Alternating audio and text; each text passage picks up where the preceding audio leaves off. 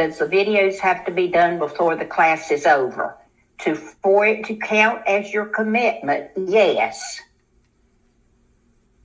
Yes. Now, everything has to be done before the end of class in order for you to be eligible to come back and take the class for free if you do not pass your state exam. Now, if you don't want that commitment, then that's foolish, but you don't have to do it. But if you don't do it, you're probably not going to pass the exam, and you may want to come back and do the class again. And that will save you some money. Okay? Okay, they're putting in the answer to your question. Last day is the 26th. Keisha, I don't know about the math class. I've never looked at it. How many days after our class do you have to finish everything? You finish everything before the class ends. Before the class ends. Now, you will still have access for 6 months, so you can keep going back and studying to take your exam.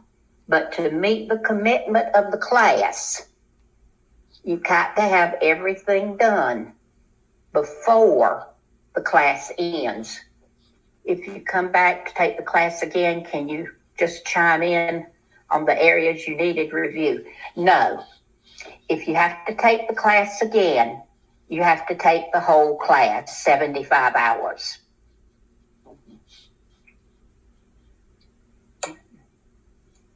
Okay? Does that clear up everybody's misunderstanding about your homework and the videos? Y'all, I have not watched all of the videos, but what I have watched, they are good. That guy is real good. He gives some very good tips on test taking. He gives some good tips on choosing the right multiple choice answer and weeding out the garbage.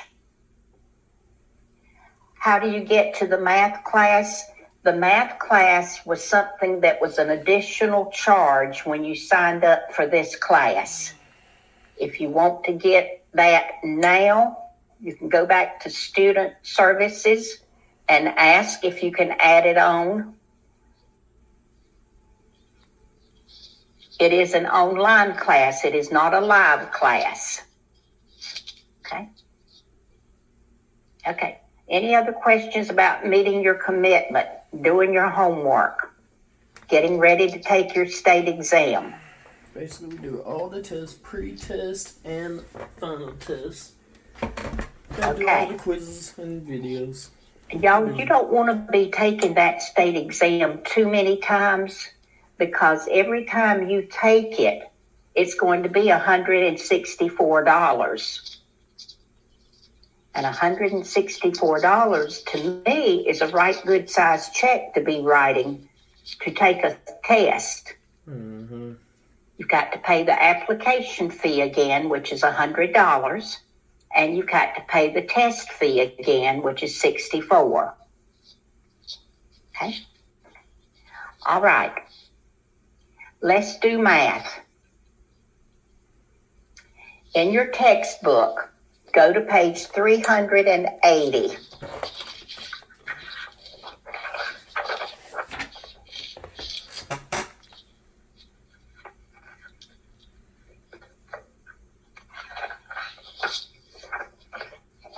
$380 in your textbook.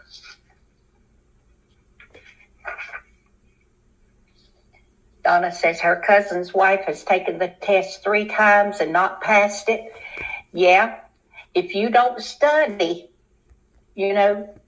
Kaplan is real good about providing you with all the materials you need to study to take this exam. And if you use them and you study diligently, remember the first day of class, I told you you're going to be with me on this computer for 75 hours. but you need to spend an additional 120 hours minimum studying at home. And if you do that, you can pass. But y'all, it takes a lot of study at home. What we do in class is not enough to pass that exam. You've got to study at home.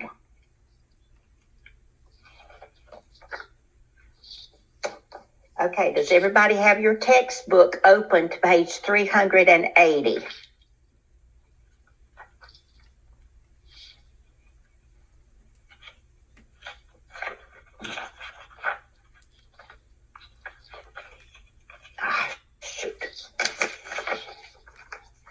Okay, all these math problems are worked out for you in your textbook, but I want you to do them as we go over them. So get out your calculator and do these problems. Don't get lazy on me now. The way you're going to learn to do it is doing it. Just looking at it in the book is not going to be enough. So get out your books, get out your calculators, page 380. The first calculation is your debt service, principal and interest. Simple interest, which means you calculate the interest on the previous month's balance. Okay. The formula is interest equals principal times the rate times time. Okay. So when you have a problem that is $30,000 loan amount and an interest of 7% repaid over 15 years, to calculate the interest owed for the first month, you're going to do loan amount times the interest rate, 30,000 times 7%. And that will give you annual interest. What do you get when you multiply $30,000 by 7%?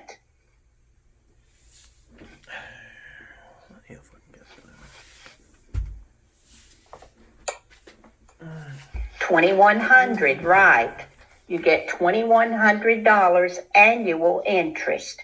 To find out how much it is monthly, divide it by 12. Now your book says multiply it by 15 and then divide by 12. That doesn't make any sense. That's just an extra step I don't think you need. If you're looking for monthly interest, take your annual interest, divide by 12, and that gives you monthly. And y'all are right, it's $175 monthly interest. Now that is a calculation we will be using over and over and over again in math financing problems. So commit it to memory. Interest equals loan amount times the interest rate equals annual, divide by 12 for monthly. Okay. All right. At the bottom of the page, assume the current outstanding balance is $70,000. The rate is 6.75 or 6.75%. The monthly PI payment, principal and interest, is $454.30. Based on these facts, the interest principal due on the next month's payment would be computed as loan amount, $70,000, times 6.75% equals annual. What is your annual interest? 70,000 times 6.75%. Put this up here so Alfonso's caught it. Marquise, Starlin, Donna. Yep. 4,725. I know these are my fast folks. I know all of you cannot do it as fast as others. So go ahead and calculate it out and see if you come up with $4,725. We'll give you time, Christiana. 70,000 times 6.75%. If you do that as a decimal, it would be 0.0675, or you can just do 6.75 and use the percent key on your calculator.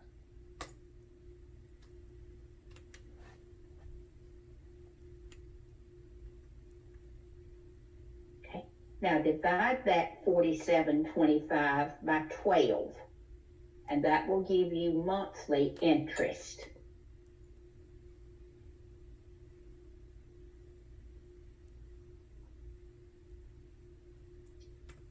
Did you get $393.75?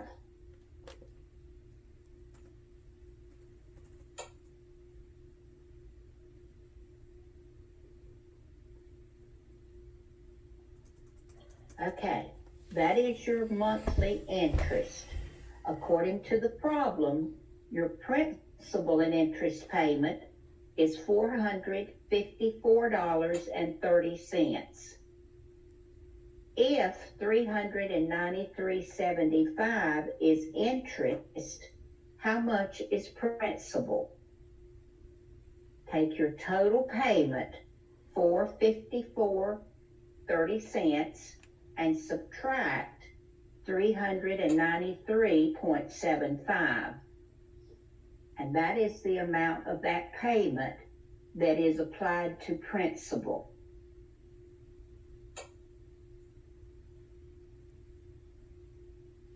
I get it. Okay, so we found it, monthly interest, and the principal and interest already includes that, so you're trying to find the principal amount, which means you subtract that 393 minus the 454. Did everybody get $60.55?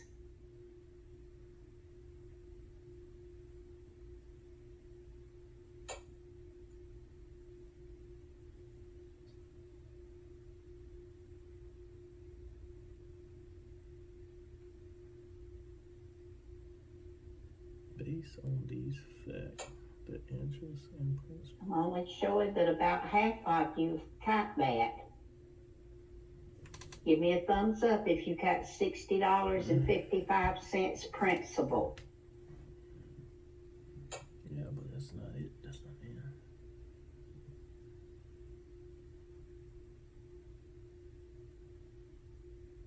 it. Okay.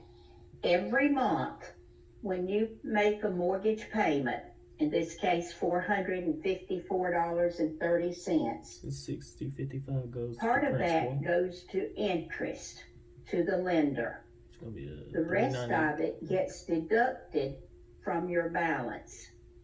So if your loan is $70,000, $60.55 is applied to the principal. What is your balance after you make that first payment? That'd be 70,000. 70,000 minus $60.55. I mean, the math makes sense. The question does not. Based on the fact the interest principal due on the next payment will be computed as $69,939.45.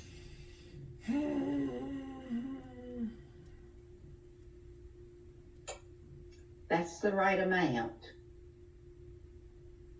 Is anyone having trouble coming up with that?